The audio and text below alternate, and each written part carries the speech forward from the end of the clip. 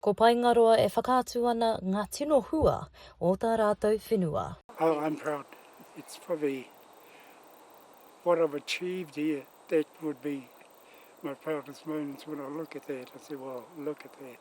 It's been transformed from pine trees into what we've got here now. Ko te tarawhiti o Otama Marere, te tihi o ngā whainara e whai ana mo te tohu ahuwhenua e 2016. Hei tā te kai whakahaere, a Homman Tapsell, ko tā rātou kurahuna, ko te whānau. Totally Whānau-driven, Whānau supported. Even us, me as manager, as trustees, all our decisions on orchard relates back to our whānau. Are we making the right decisions to looking towards the future? I whakatīnana hia e rātou ko Otama Marere e ai ki o rātou tikanga. Tō rātou tikanga. Kai aia o nā tikanga, kai aia o nā tikanga. Kia ora. E whā ngā tarawhiti whainara mō tēneki wāhanga o whakataitai. E ki ana te kai whakawā a Rito Tapuke, ko whakatīnana hia ngā mātāpono o te ao ahuwhenua Māori. Pēhe te tiaki i te taiao. Pēhe te tiaki i ngā kaimahi. Pēhe te tiaki i te pūtea.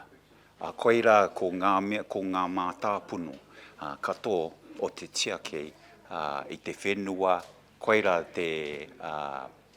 ko ngā mea, ko ngā mātāpono, kua kitea, kei te kite mātau ko ngā kai whakawā. Ko te tohu ahuwhenua e whakanui ana i te ao ahuwhenua Māori me te ū ki tā rātou tikanga Māori.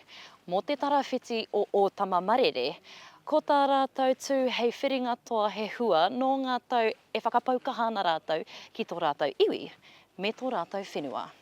He taraiti manaki. He manaki i ngā kora o tō rātou whānau.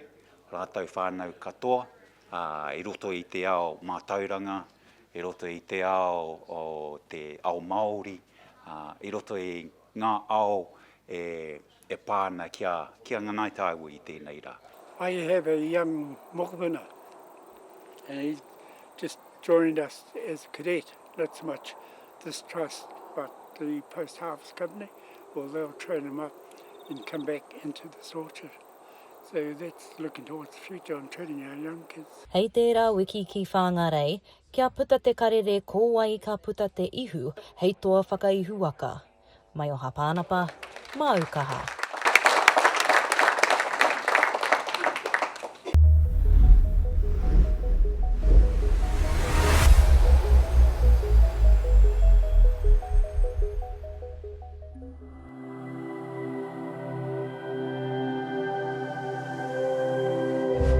Ko te reo